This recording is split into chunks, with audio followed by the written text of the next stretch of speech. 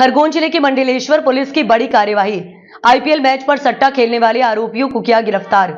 दिल्ली और राजस्थान की टीम पर टी20 क्रिकेट मैच पर हार जीत का दांव पर सट्टा संचालन वाले 2 आरोपी गिरफ्तार। क्रिकेट के सट्टे के लेन देन का करीब 30,22,600 रुपए हिसाब की डायरी मिली है। आईपीएल क्रिकेट मैच पर सट्टा संचालन वालों के पास से एक लैपटॉप सहित 8 मोबाइल जब्त किए गए, जिनकी अनुमानित कीमत 78,700 रुपए है। मुखबिर की सूचना पर लाखों का क्रिकेट सट्टा पकड़ा। क्रिकेट का सट्टा संचालन करने वाले ग्रीन पार्क कॉलोनी मंडलेश्वर में कुतुबुद्दीन पिता कमालुद्दीन के मकान पर दूसरी मंजिल पर क्रिकेट का सट्टा संचालन कर रहे थे, जिनके पास से इलेक्ट्रॉनिक सामग्री और डायरी मिली। क्रिकेट का सट्टा संचालन करने वाले पिंटू उर्फ रियाज पिता कमालुद्दीन, कुतुबुद्दीन पिता कमालुद्दीन आईपीएल का सट्टा संचालन कर रहे थे। मंडलेश्वर पुलिस ने दोनों को गिरफ्तार कर न्यायालय में पेश किया। क्रिकेट का सट्टा संचालन करने वालों के पास से जो डायरी मिली है हिसाब किताब की, उनमें कई लोगों के नाम हो सकते हैं।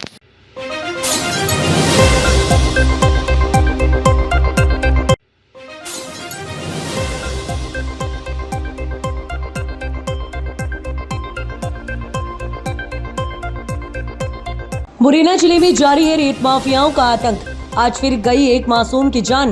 मुरैना जिले के देवगढ़ थाना क्षेत्र के अंतर्गत कुंवारी नदी के रपटा पर एक 14 वर्षीय बालक छोटू भदौरिया अपने बाबा कप्तान सिंह भदौरिया के साथ अपने गांव बाबड़ी से बागचीनी जा रहा था। तभी पीछे से आ रहे रेत के ट्रैक्टर ने टक्कर मार दी, जिससे उसकी मौके पर ही मौत हो गई।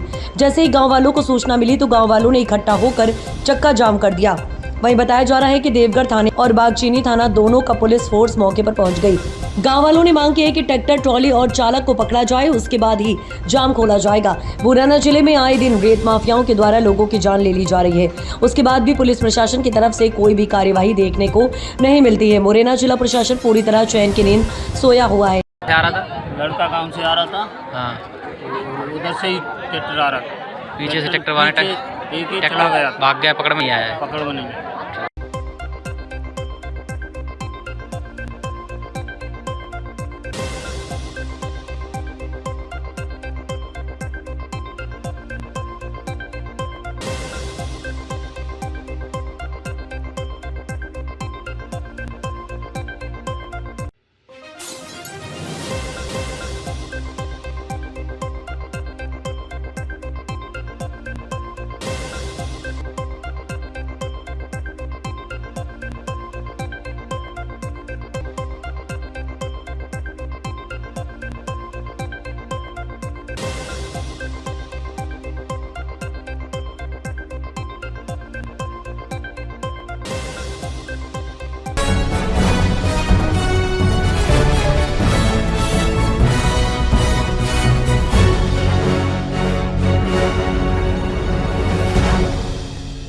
इंदौर के एमजीएम मेडिकल कॉलेज के अधीनस्थ आने वाले school of excellence for I में चिकित्सकों की नियुक्ति को लेकर अनियमितताओं के आरोप लगे थे।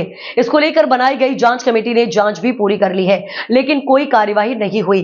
इसको लेकर शिकायतकर्ता सहायक नेत्र चिकित्सक कमल गोस्वामी द्वारा एमजीएम मेडिकल कॉलेज के डीन अरविंद घनघोरिया को ज्ञापन सौंपा गया और मांग की गई है कि इस मामले में जो जांच की गई है उसकी रिपोर्ट के आधार पर अग्रिम कार्यवाही की जाए। वहीं एमजीएम मेडिकल कॉलेज के डीन अरविंद घनघोरिया का कहना है कि जांच कमेटी की रिपोर्ट को अग्रिम कार्यवाही के लिए भोपाल में वरिष्ठ अधिकारियों को भेज दिया गया है। हालांकि शिकायतकर्ता सहायक नेत्र चिकित्सक कमल गोस्वामी ने कहा कि यदि इस मामले में जल्द ही कोई कार्यवाही नहीं की जाती है तो वे इस मामले को लेकर कोर्ट का रुख करेंगे।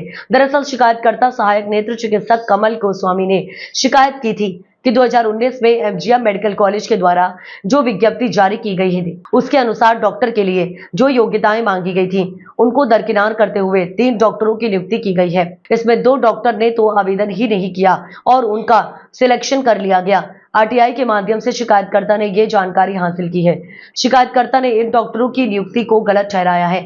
शिकायतकर्ता का कहना है कि जो जांच रिपोर्ट आई है उसके आधार पर उन्हें तत्काल प्रभाव से बर्खास्त करना चाहिए और जो वेतनमान उन्हें दिया गया है उसे वापस लिया जाना चाहिए। इसके साथ ही शिकायतकर्ता ने आयुष्मान योजना में भी गड़बड़ी करने के आरोप लगाए हैं। सर, एक शिकायत आपके द्वारा यहाँ पर की गई है, टीम को ज्ञापन भी दिया गया है। इस विषय को लेकर पूरा ज्ञापन है, तो क्या मांग करते हैं? सर, मैं ये बताना चाहता हूँ कि एक बार शिकायत नहीं, मैंने कम से कम 50 बार शिकायत कर दी है और 2019 में जो डॉक्टरों की नियुक्ति हुई थी उसमें भारी भ्रष्टाचार, भारी अनियमितताएं, आवेदन तक नहीं है, डिग्रियां नहीं है और उनको सिलेक्शन करके 50-50 लाख रुपए लेके उनका सिलेक्शन किया गया।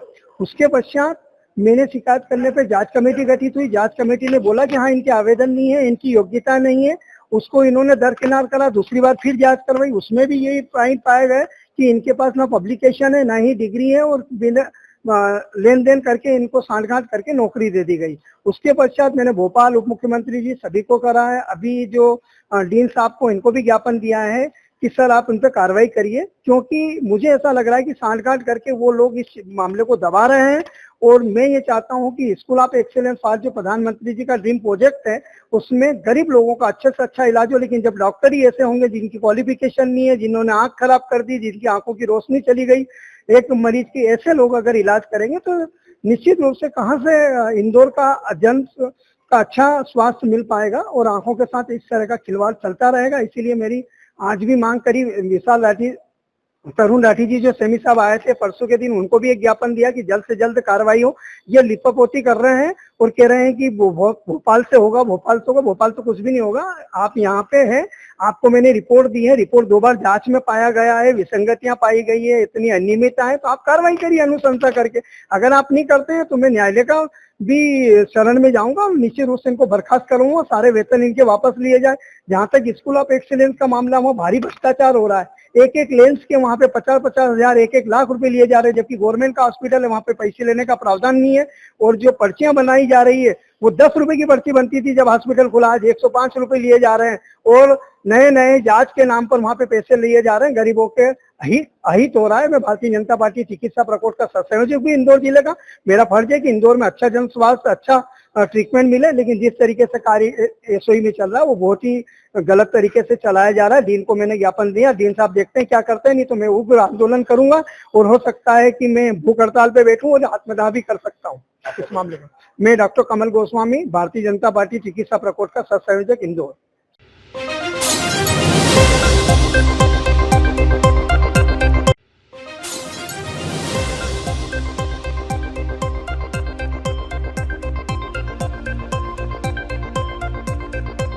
धार के बोधवाड़ा क्षेत्र में आज सुबह एक भीषण सड़क दुर्घटना हो गई।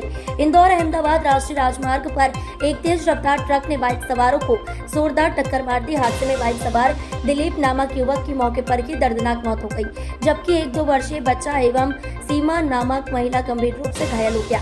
प्रत्यक्षदर्शियों के अनुसार बाइक सवार धार की ओर आ रहे थे, तभी तेज गति में आ रहे ट्रक ने उन्हें अपनी चपेट में ले लिया। टक्कर इतनी जबरदस्त थी कि दिलीप की मौके पर ही जान चली गई, जबकि घायल महिला एवं बच्चे को स्थानीय लोगों की मदद से तुरंत धार जिला अस्पताल भेजा गया, जहां उनका इलाज जारी है। सर ये एक्सीडेंट का मामला है, कहाँ का एक्सीडेंट है? हाँ, ये बोधवाड़ा का है। एक्सीडेंट का मामला 108 से आया है जिला अस्पताल में, जिसमें एक पेशेंट दिलीप की मृत्यु हो गई है और एक महिला है, उनका पैर फ्रैक्चर हो गया और उनका इलाज जारी है।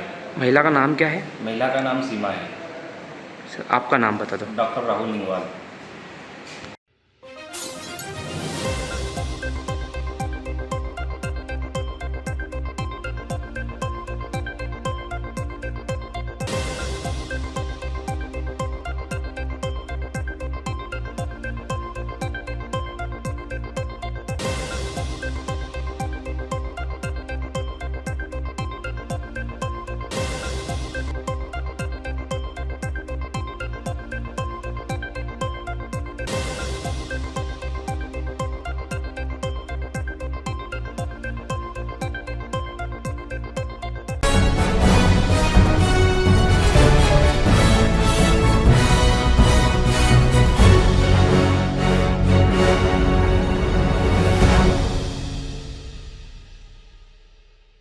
इंदौर लोकायुक्त पुलिस ने भ्रष्टाचार के खिलाफ एक बड़ी कार्रवाई करते हुए धार जिले की बदनावर तहसील के ग्राम सांगवी में पदस्थ रोजगार सहायक को रिश्वत लेते हुए रंगे हाथ गिरफ्तार किया है।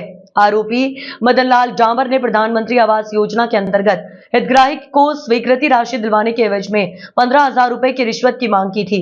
फरियादी अनिल निनामा द्वारा इस मामले की शिकायत लोकायुक्त पुलिस से की गई है, जिसके बाद योजना बनाकर आज मदन लाल डामर को 5,000 रुपए की रिश्वत लेते हुए रंगे हाथ पकड़ा गया। लोकायुक्त टीम ने कार्रवाई के दौरान आरोपी के हाथों में लगे नकदी के नोट बरामद किए और भ्रष्टाचार निवारण अधिनियम के तहत प्रकरण दर्ज कर आगे की जांच शुरू कर दी। लोकायुक्त की इस कार्रवाई से प्रशासनिक अमले में हड़कंप मच गया है और एक बार फिर और एक बार फिर यह संदेश गया है कि भ्रष्टाचार बर्दाश्त नहीं किया जाएगा।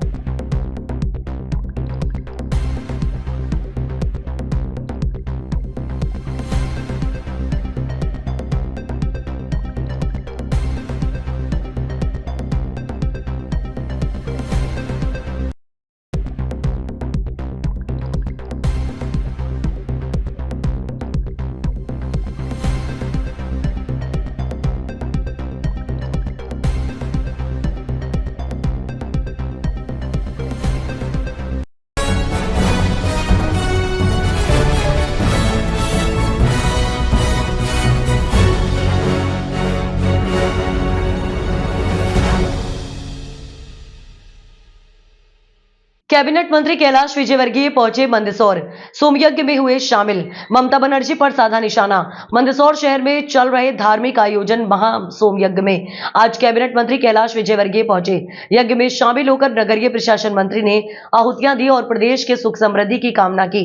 मध्य प्रदेश के नगरीय प्रशासन मंत्री कैलाश विजयवर्गीय ने मीडिया से चर्चा करते हुए कहा कि पश्चिम बंगाल के मुर्शिदाबाद में हुई हिंसा को लेकर कहा कि ये प्रायोजित हिंसा है। मुख्यमंत्री जी के संरक्षण में ये हिंसा हो रही है। मुख्यमंत्री जी खुद करा रही हैं क्योंकि वहां 30% हिंदू है। शायद आपने देखा होगा, मेरा भी वीडियो मुझे भी यहां घेर लिया था एक बार। लगभग 2000 वहाँ के अल्पसंख्यक भाइयों ने, और ये बहुत ही डेंजरस इलाका है। यहाँ से स्मगलिंग भी काफ़ी होती है और घुसपैठी भी बहुत आते हैं, क्योंकि यहाँ से जो स्थान है जहाँ दंगे हो रहे हैं, वहाँ से मात्र 60-70 किलोमीटर पर ही बांग्लादेश की बॉर्डर है। तो वहाँ से बहुत असामाजिक आते हैं और ये बहुत ही खराब इलाका है और यहीं से ब्राउन शुगर आती है, हथियार आते हैं जो नक्सलियों तक पहुँचते हैं और ये सब सरकार के संरक्षण में हो रहा है। मुझे लगता है कि इसमें अब जनता को समझ में आ गया होगा कि ममता जी को वोट देने का मतलब क्या है। बंगाल में अशांति, बेरोजगारी, कारखाने बंद होना, अराजकता, महिलाएं सुरक्षित, ये सब बंगाल में ममता जी के नेतृत्व का प्रभाव है। ममता द्वारा कहा गया है कि बंगाल के मुर्शिदाबाद में हुई हिंसा बीजेपी ने करवाई है। इस सवाल पर विजयवर्गीय ने कहा कि बहुत सामान्य सी बात है, या मोदी जी की सरकार ने नहीं किया है। ये आपको मालूम है, कोर्ट के आदेश से 2012 में ईडी को जांच के आदेश दिए गए। उस समय सरकार किसकी थी? यूपीए की सरकार, और यूपीए की सरकार ने कोर्ट के आदेश दिए। ईडी ने जांच की, एड ने जांच करके चार्जशीट दायर की है। अब इसमें मोदी जी या बीजेपी की सरकार की क्या भूमिका है? हाँ, यदि हमने जांच स्थापित की होती तो हम दोषी होते, पर कांग्रेस नौटंकी कर रही है। बिल्कुल भस्मासुर जैसे भ्रष्ट नेताओं को बचाने के लिए सड़क पर आ रही है। मैं समझता हूँ ये कांग्रेस को बहुत महंगा पड़ेगा। हिंसा है, मुख्यमंत्री जी के संरक्षण में हिंसा हो रही है और मुख्यमंत्री जी खुद करा रहे हैं, क्योंकि वहाँ 30% हिंदू हैं। शायद आपने देखा होगा, मेरा भी वीडियो मुझे भी यहाँ पर घेर लिया था एक बार जी। लगभग 2000 वहाँ के अल्पसंख्यक भाइयों, और ये बहुत ही डेंजरस इलाका है। यहाँ पर यहाँ से स्मगलिंग भी काफ़ी होती है और घुसपैठी भी बहुत आती है, क्योंकि यहाँ से जो स्थान है जहाँ दंगे हो रहे हैं, वहाँ से मात्र 60-70 किलोमीटर दूर पर ही बांग्लादेश की बॉर्डर है। तो वहाँ से बहुत असामाजिक तत्व भी आते हैं और ये बहुत खराब इलाका है। और यहीं से ब्राउन शुगर आती है, हथियार आते हैं जो नक्सलियों तक पहुँचते हैं, और ये सब सरकार के संरक्षण में होता है। मुझे लगता है कि इसमें अब जनता को समझ में आ गया होगा कि ममता जी को वोट देने का मतलब क्या है। बंगाल में अशांति, बंगाल में बेरोजगारी, बंगाल में कारखाने बंद होना, बंगाल में हमेशा अराजकता, बंगाल में महिलाएं असुरक्षित, बंगाल में बढ़ती हुई बेरोजगारी, ये सब बंगाल में ममता जी के नेतृत्व का प्रभाव है। तो लोगों को समझ में आ रहा है, और इसलिए आने वाले चुनाव में ममता जी का सूपड़ा साथ। लेकिन बीजेपी ने हिंसा कराई है सर वहाँ पर। या तो फिर बीजेपी वहाँ पर ताकतवर होना चाहिए, ममता जी की सरकार होना चाहिए। सरकार किसकी है? लॉ एंड ऑर्डर किसके ऊपर है? ये तो मूर्खतापूर्ण जवाब है और मूर्खतापूर्ण प्रश्न है। जिसकी सरकार है, यदि वहाँ पर वो कंट्रोल नहीं कर पा रहे हैं, ये तो उनका फेलियर है। सर, नेशनल हेराल्ड मामले में सोनिया गांधी और राहुल गांधी को ईडी ने दाखिल करी चार्जशीट। देखिए, बहुत सामान्य सी बात है, यह कोई मोदी जी की सरकार ने नहीं किया। ये आपको मालूम है, कोर्ट के आदेश से 2012 में ईडी को जांच के आदेश दिए गए। उस समय सरकार किसकी थी? यूपीए की सरकार थी। और यूपीए की सरकार ने कोर्ट के आदेश पे जांच के आदेश दिए। ईडी ने जांच की और ईडी ने जांच करके चार्जशीट दायर की है। अब इसमें मोदी जी या भाजपा की सरकार की क्या भूमिका है? हाँ, यदि हमने जांच स्थापित की होती तो हम दोषी होते, और कांग्रेस नोटंकी कर रही है, अपने बिल्कुल भस्मासुर जैसे भ्रष्ट नेताओं को बचाने के लिए सड़क पे आ रही है। मैं समझता हूँ ये कांग्रेस को बहुत महंगा पड़ेगा।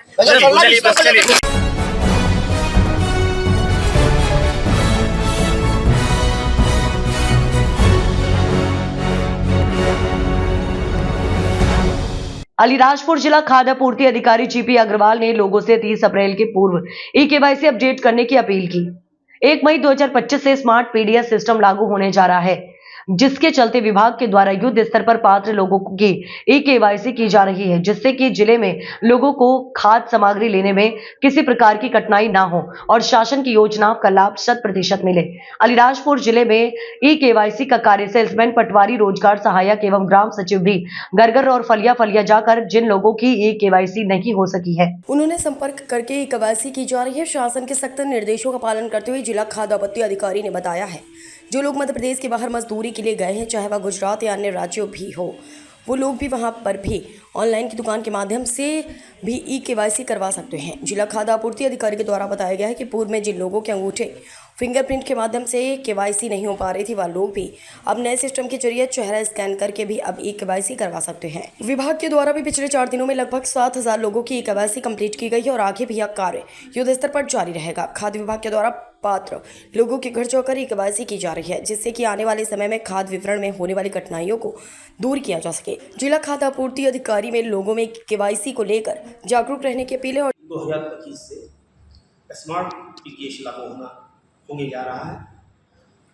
और इस संदर्भ में शासन के स्पष्ट निर्देश है कि ई-केवाईसी से जितने भी हमारे शासकीय उचित मूल्य दुकान के हितग्राही वंचित हैं, उन सभी का 100% ई-केवाईसी किया जाना है। हमारे जिले अलीराजपुर में लगभग 6 लाख हमारे हितग्राही हैं, उनमें से हम लोगों ने 4.5 लाख हितग्राहियों की ई-केवाईसी पूर्व में कर चुके थे और 12 अप्रैल से हमारा निरंतर पूरा का पूरा अमला, उसमें हमारे सेल्समैन भी हैं, पटवारी भी हैं, रोजगार सहायक भी हैं, सचिव भी हैं, साथ में हमारे कंप्यूटर ऑपरेटर भी हैं। वो निरंतर ग्राम पंचायत के हर ग्राम में, फलिए में और घर घर में जा रहे हैं और जिन सदस्यों की ई-केवाईसी नहीं हुई है उनसे संपर्क करके निरंतर ई-केवाईसी का कार्य कर रहे हैं। और पिछले 4 दिनों में हम लोगों ने लगभग 60,000 ई-केवाईसी हम लोगों ने करवाया है। ई-केवाईसी में एक समस्या आ रही थी अंगूठा निशानी की जी, कि जो 5 वर्ष से कम उम्र के बच्चे हैं या जो 60 वर्ष से ऊपर के व्यक्ति हैं, उनके जो हमारा जो POS machine, point of sale जो मशीन है, उसके स्कैनर में उनके अंगूठे नहीं लग पा रहे थे। उस समस्या का निदान करते हुए शासन ने एक नया ऐप लॉन्च किया है, जिसमें उनके फेस के द्वारा, चेहरे के द्वारा हम उनकी ई-केवाईसी कर सकते हैं। वह काम भी हमारी प्रगति में है और इस कार्य के निरंतर पर्यवेक्षण के लिए हमारे समस्त अनुभाग के अनुविभागीय अधिकारी, तहसीलदार, नायब तहसीलदार, मैं स्वतः और हमारे जैसे निरंतर फलिए में जा करके और यह देख रहे हैं कि हमारी कार्य की प्रगति क्या है। एक समस्या जो आ रही है वो बड़ी संख्या में पलायन को लेकर है कि यहाँ से काफ़ी बड़ी संख्या में जो हमारे हितग्राही हैं वो रोजगार की तलाश में अन्य राज्यों, खास करके गुजरात गए हैं। शासन ने एक नई पहल करते हुए इस समस्या का भी निदान करने के लिए यह सुविधा की है कि यदि हमारे जिले के कोई भी हितग्राही, चाहे वह भारत के किसी भी राज्य में निवास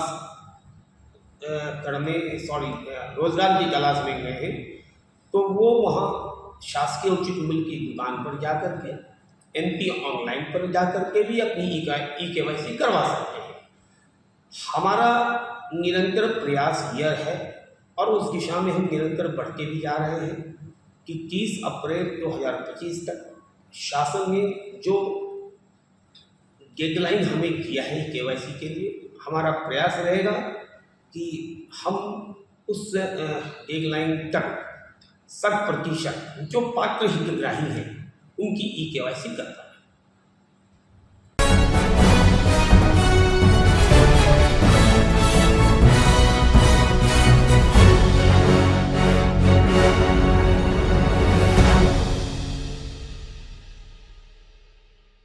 खरगोन शहर के बिस्टान तिराहे पर नेशनल हेराल्ड घोटाला मामले में कांग्रेस नेता राहुल गांधी, सोनिया गांधी का सांसद गजेंद्र सिंह पटेल और विधायक बालकृष्ण पाटीदार ने भाजपा कार्यकर्ताओं के साथ पुतला फूंका। गजेंद्र सिंह पटेल ने मीडिया के सामने कहा कि निश्चित तौर पर कांग्रेस का जो चरित्र है, ईडी ने चार्जशीट में ये दर्शाया गया है कि कांग्रेस किस प्रकार से भ्रष्टाचार करती है। और निश्चित तौर पर कांग्रेस के वरिष्ठ नेता सोनिया गांधी और राहुल गांधी ने जिनके खिलाफ ईडी ने जॉर्ज सीट दाखिल की है, इस प्रकार भ्रष्टाचार उजागर किया है। निश्चित तौर पर इस देश में नरेंद्र मोदी जी की सरकार है।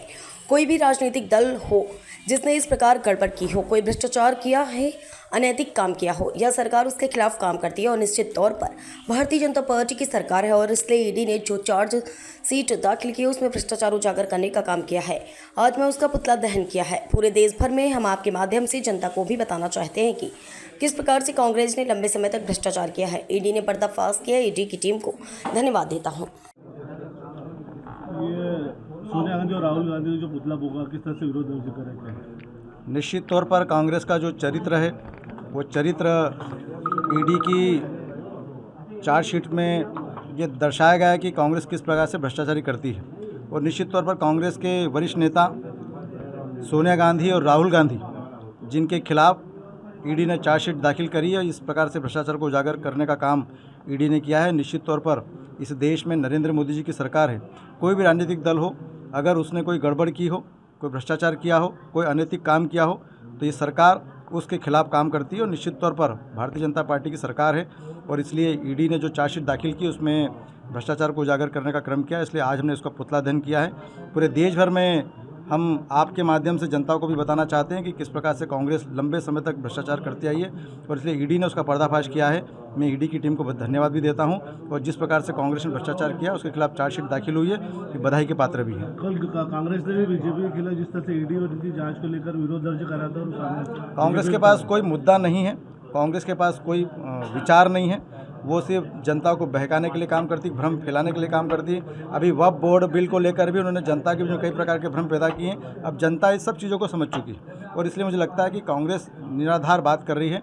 कांग्रेस का पर्दाफाश हो गया है और ईडी ने जिस प्रकार से जांच करके चार्जशीट दाखिल करी है, ये कांग्रेस के अंदर के मन का पर्दाफाश करने में ईडी ने पहल की।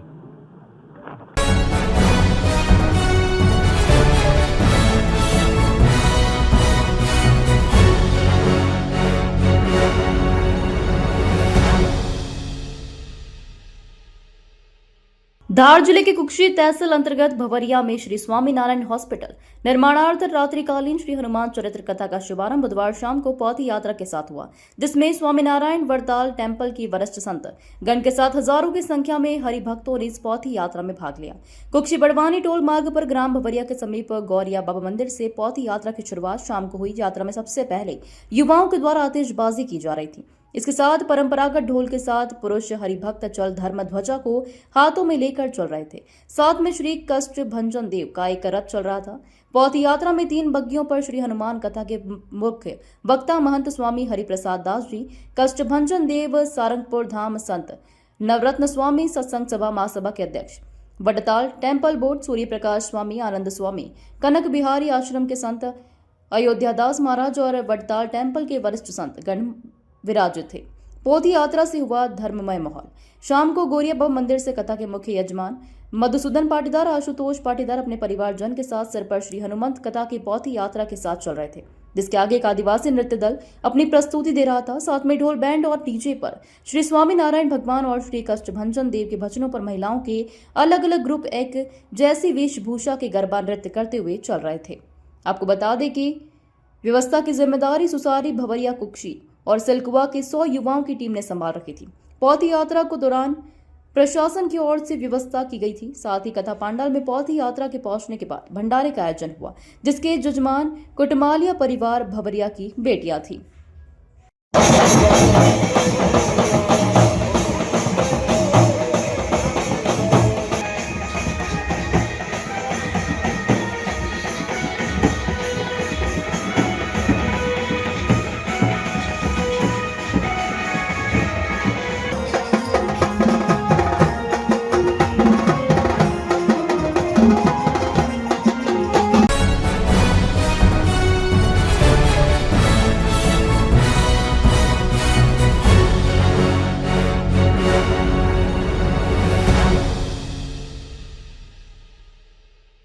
मुख्यमंत्री डॉक्टर मोहन यादव मंदसौर के कालाखेत में चल रहे विशाल महासोम यज्ञ में शामिल हुए। इस दौरान मुख्यमंत्री ने यज्ञ में 51 मंत्रोच्चार के साथ आहुति दी, पूजा अर्चना की तथा सुख शांति समृद्धि की कामना की। आहुति के पश्चात यज्ञशाला की परिक्रमा भी की। मुख्यमंत्री ने मंच से संत जनों का शॉल श्रीफल से सम्मानित किया। पवित्र नगरी मंदसौर को शराब मुक्त करने पर 160 समाजों द्वारा मुख्यमंत्री को अभिनंदन पत्र भेंट किया गया। इस दौरान सर्वाध्यक्षीय डॉक्टर आचार्य गोस्वामी, गोकुलोत्सव जी महाराज, जिले के प्रभारी मंत्री निर्मला भूरिया, वल्लभ मूल के आचार्य गढ़, सांसद सुधीर गुप्ता, संत बड़ी महेश चैतन्य जी महाराज, श्री राम किशोर दास जी महाराज, श्री देवेंद्र शास्त्री, अनीता दीदी, जिला पंचायत अध्यक्ष दुर्गा विजय पाटीदार, विधायक चंदर सिंह सिसोदिया, ओम प्रकाश शखलेचा, माधव मारू, दिलीप सिंह परिहार, अन्य सभी जनप्रतिनिधि, प्रशासनिक अधिकारियों में कलेक्टर अदिति गर्ग, पुलिस अधीक्षक अभिषेक आनंद, अपर कलेक्टर सहित सभी जिलाधिकारी बड़ी संख्या में आम नागरिक मौजूद रहे। इस दौरान मुख्यमंत्री डॉक्टर मोहन यादव ने कहा कि आज हम सब सोम यज्ञ का हिस्सा बने। वैज्ञानिक दृष्टिकोण से भी इस यज्ञ का विशेष महत्व है। पूरी दुनिया सनातन संस्कृति को समझ रही है। सनातन संस्कृति की अपनी अलग विशेषता रही है। दूध उत्पादन में मध्य प्रदेश देश में तीसरे स्थान पर है। वर्तमान में 9% दूध उत्पादन होता है, जिसको बढ़कर 20% किया जाएगा। हर ब्लॉक में वृंदावन गाँव बनाए जाएंगे। दूध का उत्पादन बढ़ाने पर कार्य होगा। वहीं कामधेनु योजना को जमीन स्तर पर उतारेंगे। मुख्यमंत्री ने कहा कि समाज में संस्कार दिखें, इसके लिए धार्मिक नगरियों में शराबबंदी की गई है। ऐसे प्रत्येक पवित्र स्थान पर शराबबंदी की गई है। यह निर्णय सुसंस्कृत समाज के निर्माण में सहायक होगा। कृष्ण की लीलाओं के पवित्र स्थान को तीर्थ के रूप में विकसित किया जाएगा। प्रदेश में ऐसे सभी स्थानों को चिन्हित किया जाएगा। अरे यार, जो हम से पूछ लो बेटा, तुम बात कर लेंगे। तुम्हारा एजेंडा तुम्हारे पास रहने दो। मैं आज मंदसौर में सोम यज्ञ में गोकुलोत्सव जी महाराज साहब पद्म भूषण जी के सानिध्य में जो यज्ञ चल रहा था, इसमें शामिल हुआ। मेरे साथ यहाँ के प्रभारी मंत्री श्रीमती निर्मला भूरिया जी, माननीय सांसद सुधीर गुप्ता जी, माननीय विधायक चंदर सिंह सिसोदिया जी, माननीय विधायक ओम शखलेचा जी, दिलीप परिहार जी, हम सब ने मिलकर के जिलाध्यक्ष जी के साथ यहाँ न केवल यज्ञ में शामिल हुए, बल्कि उसके बाद एक सार्वजनिक समारोह में भी शामिल हुए, जिसमें यहाँ जो पिछले समय सरकार के द्वारा 19 नगरों में जो शराबबंदी की गई, उसमें मंदसौर भी प्रमुख है। सभी नगरों ने, नगर सामाजिक अलग अलग संगठन के लोगों ने इस पे प्रसन्नता व्यक्त करते हुए अभिनंदन करने का काम भी किया। मेरी अपनी ओर से आभार भी। और मंदसौर में भगवान पशुपतिनाथ के विकास के कई सारे कामों को लेकर हमारी सरकार गंभीर है और उसमें बहुत नए प्रकार से काम करेगी। आज नीमच में यशस्वी गृह मंत्री भी पधार रहे हैं, मैं यहाँ से वहीं जा रहा हूँ। हम उम्मीद कर रहे हैं आने वाले समय में मंदसौर नीमच को बहुत अच्छी सौगात बहुत जल्दी मिलने वाली है। एक टाइगर अभयारण्य जिस प्रकार से हमने 2 बढ़ाए, माधव टाइगर अभयारण्य शिवपुरी में, डॉक्टर विष्णु श्रीधर वाकणकर भोपाल में, चीता अभयारण्य भी हम बढ़ा रहे हैं। तो चीते की सौगात बहुत जल्दी हमारे नीमच मंदसौर को मिलने वाली है। इसके माध्यम से वन्य प्राणी का इकोसिस्टम नए सिरे से पुनर्वासित कर रहे हैं और ये पर्यटन के साथ साथ विकास के मामले में भी बड़ा मील का पत्थर साबित होगा। सर, राहुल गांधी वो कब तक?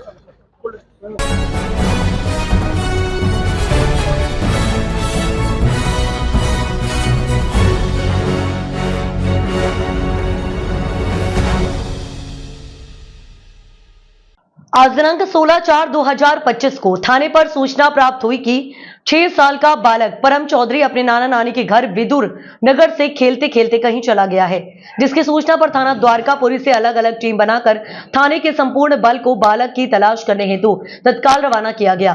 एवं बालक के फोटो अन्य व्हाट्सएप ग्रुप में भेजे गए। जो उक्त बालक द्वारकापुरी क्षेत्र के साईं बाबा नगर में नगर निगम कर्मचारी अक्षय को देखा तो उसके द्वारा तत्काल पुलिस को सूचना दी गई। जो पुलिस बल मौके पर पहुंचकर बच्चों को साथ लेकर थाने पर आए एवं बालक को उसके नाना पर्वत चौधरी, नानी एवं उसकी मां पूजा चौधरी के सुपुर्द किया गया। बालक परम चौधरी को तलाश करने में थाना द्वारकापुरी पुलिस की महत्वपूर्ण भूमिका रही। क्या नाम है आपका? अच्छा, इसके पिताजी का नाम बताइए। विनोद चौधरी। अच्छा, कहाँ रहते हो? 171 राजाबाद कॉलोनी कुशवाहा। ठीक है, यहाँ द्वारकापुरी में कहाँ आए थे? यहाँ पे मामा जी के घर आए थे शादी में। अच्छा, बच्चा कितनी बजे गया था घर से? 2 बजे। ठीक है, क्या नाम है बच्चे का? परम चौधरी। ठीक है, इसके पिताजी का नाम? इसके रेवेन्यू डिपार्टमेंट में। पिताजी का नाम बताओ। विनोद चौधरी। ठीक है, बेटा आपका ही है? हाँ। ठीक है, कहाँ पर मिला ये? पुलिस थाना में मिला। ठीक है।